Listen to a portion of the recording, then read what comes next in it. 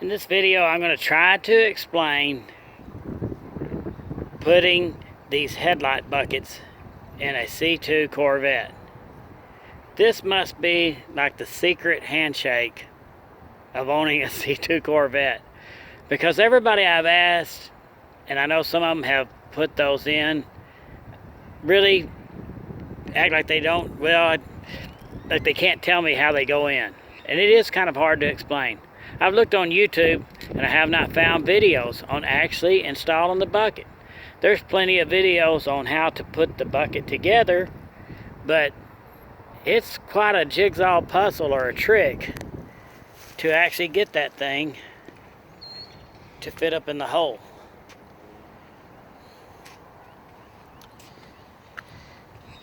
So the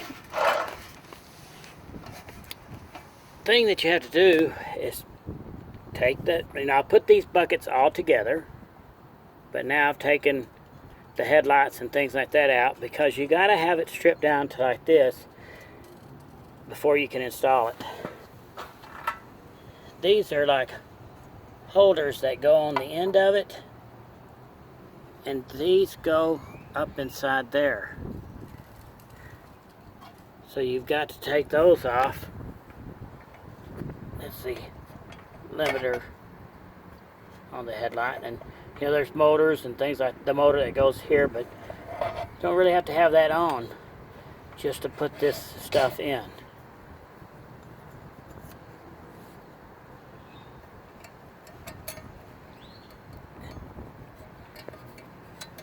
Yeah, come on. Now, like I said, a lot of this stuff right here is covered in other videos on how to assemble the headlight buckets. This video is how to get the blasted things in the hole. Maybe the reason why they don't have any videos on this is because you got to keep the videos clean for children to watch. And it's all I can do to put this in without saying some unkind words like heck and darn. If I'm lucky. Anyway,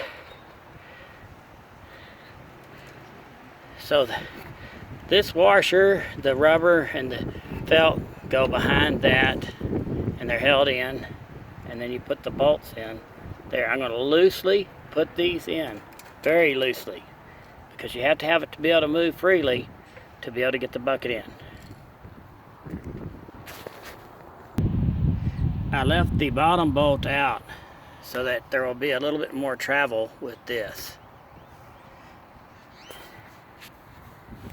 Here's where I wish I had somebody here to help me video. Let me go ahead and take the harness out.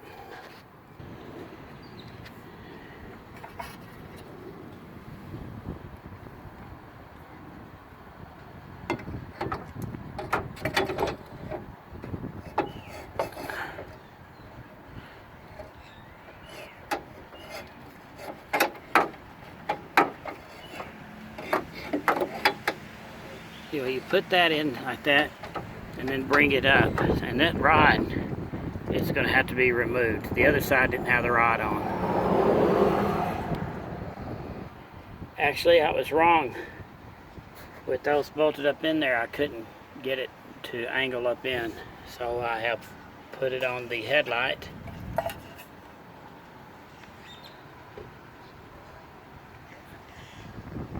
And now maybe I can get those bolts started. But you have to do it while this stuff is all kind of loose like this, or else it's nearly impossible to get the bolts started. So I was able to get these two uppers started. And once again, they're very, very loose. Now at this point, I can take and slide that in and get this up to here.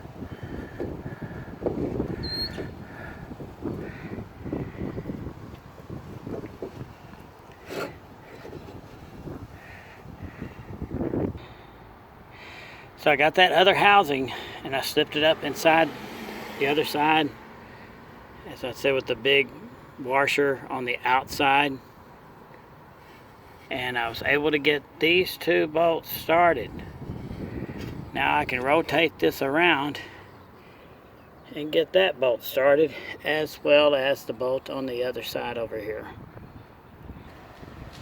This lower bolt on this side, you actually have to get it started from inside of that hole.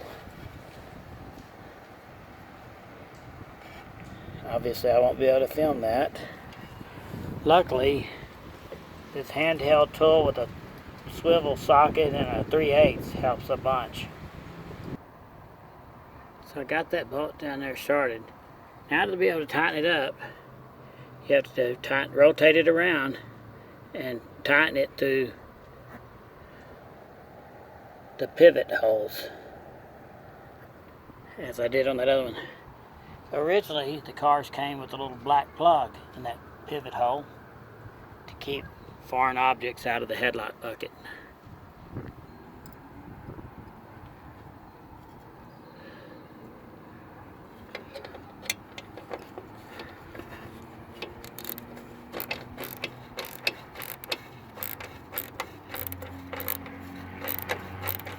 There you go. Now I've already tightened the other bolts up. That was the last one. I was just showing you how it tightens. Another thing I've done, because these do kind of swivel around a bit, you know, the holes are slotted in the car, the front end of the car.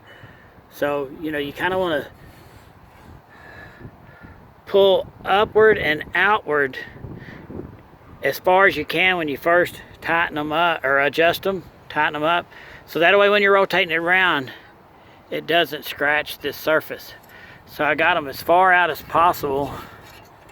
We'll see how well the adjustment is. See, it's not bad. It clears, you know, okay. I got my gap a little bit too far, but isn't that better to have it too far than not far enough and scratch your paint? It would have been ideal probably to put tape around the edges of this, but this is not my final paint job. I still have to adjust my hood a bunch. And I'll put that on, this limiter, and that keeps it from rotating too far.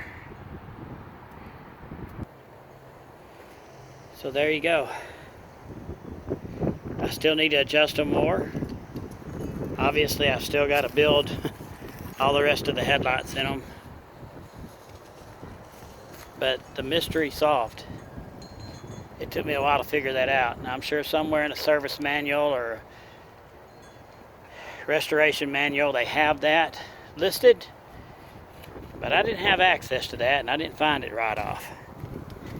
Like I said, there's plenty of guides on how the electric motors go on and how to adjust that, but the actual slipping those headlight buckets in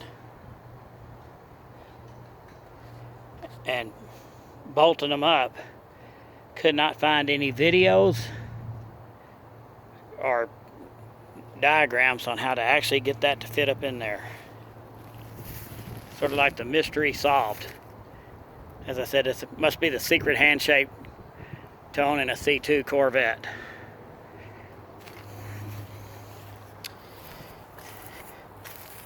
I make a lot of videos on my old cars. I get them all going on a budget. Even this car, I got going on a budget. Check out some of my other videos on taking cars like that 63 Chevy Impala that sat in a field since 1977. And getting it running and driving, hopefully spending less than 500 bucks.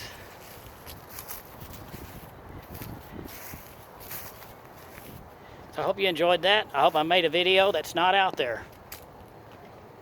Secret handshake to owning one of these cars.